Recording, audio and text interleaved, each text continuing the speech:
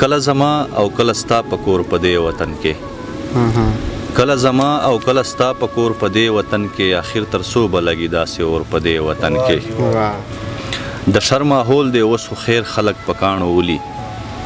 د شر ماحول دی اوس خو خیر خلک په کاڼو ولي رنګونه هیر کړل سره ورور او ورور په دې وطن کې ډېرو ګرانو ملګرو راغلي یو بونیر ته او په بونیر کې له اعظم بونیري صاحب سره ناست یو ډېر ښکلی شاعر دی ډېر ښکلی غزل لیکي او ومو غوښتل چې له ده نه خپل خوږ پروګرام ریکارډ کړو تاسو ټولو ملګرو ته یې ډالۍ کړو نو اعظم به په خپل پروګرام کې اول خو درته هرکلی ویم ډیره زیاته مننه کوم ستاسو چې دومره ستړي تاسو وکړه د هغه وزیرستان نه رالی څه کمه لار نه ده ډیره زیاته مننه کوم ستاسو ښه دوستې زموږ ملګرو ته که نوي شعرونه ډالۍ کې هغه به ترې خوندونه پورته کړي او موږ دلته د ناست ملګري به هم ترې خوندونه پورته کړو بونیری یمه ساده یمه جانانه بونیری یمه ساده یمه جانانه خو په مینه کې کره یمه جانانه ډېر ښه بونیری یمه ساده یمه جانانه خو په مینه کې کره یمه جانانه زما زړه زما ځان زما ځیګر یې خو چې ستا نظر کې څه یمه جانانه ډېر ښه دی ډېر ښه دی او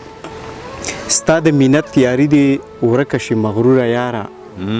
ستا بیروخي راله پیغور د غریبۍ راکوي ظلم دې ښه دی خو جانانه دومره هم ښه نه دی چې طبیبان راله بیخي د خوب ګولۍ راکوي ډېر ښه ډېر ښه دی ډېر ښه دی غزل دی چې ارشاد هسې مې موخه زړګي ته دروازې جانانه هسې مې موخه زړګي ته دروازې جانانه ولې ونیه چې ټا وکړي او بیا ځې جانانه ډېر ښه دی واه دلته که سر راوړي پوره ساز و سامان راواخله دا پښتونخوا د په پاټکو به راځې جانانه ډېر ښه دلته که سر راوړي پوره ساز و سامان راواخله دا پښتونخوا د په پاټکو به راځې جانانه ستا هغه یو نظر د ټول عمر پوروړی کړمه ستا په سر وړمه لا د ډېرو ملازې جانانه ستا هغه یو نظر د ټول عمر پوروړی کړمه ستا په سر وړمه لا د ډېرو ملازې جانانه دا لیونی و دا پاګل و دی په مینه مړ دی دا به مې ولیکې د قبر په خازې جانانه او ته راته وایې چې ما ووینې مسکۍ غوندې شي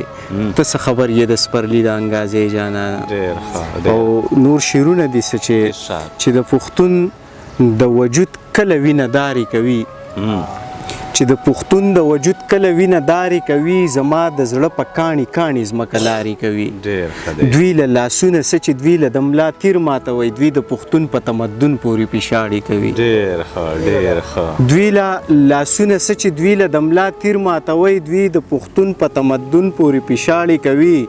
او د ځینې شاعرانو له قلم ماتوي د ځینې شاعرانو له قلم ماتوي دوی د پښتو د آینې په مخ نوکاري کوي هغه چې تا د یو نظر په تیر ویشتلی یمه اعظمه اوس مې هم دا زړه د وینو لاړې کوي څه نور شعرونه چې څه په منت او په زارو مې دی موندلی جانان څه په منت او په زارو مې دی موندلی جانان لکه ملنګ مې د هر دره دی غوښتلی جانان ستا د نظر نه د خلاصي دپاره ای رقیبه ما د خپل زړه په ویرانو کې پټ ساتلی جانان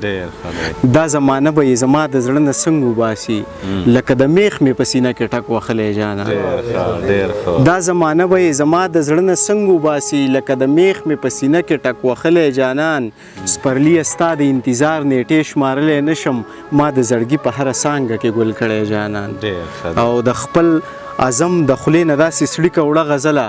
څه ناڅه غم چې زما هم مړي نازولی جانان ډېرو ګرانو ملګرو اعظم بونیري صاحب مننه یې کوو چې دومره ښکلي غزلونه یې تاسو ته پیش کړو خوندونه هم ځینې واخیستل او دا وخت زموږ د پروګرام وخت هم سر ته رسېږي په راتلونکو نورو پروګرامونو کښې به بیا سره وجود کېږو موږ ته راکړئ اجازت دی لوی الله په امان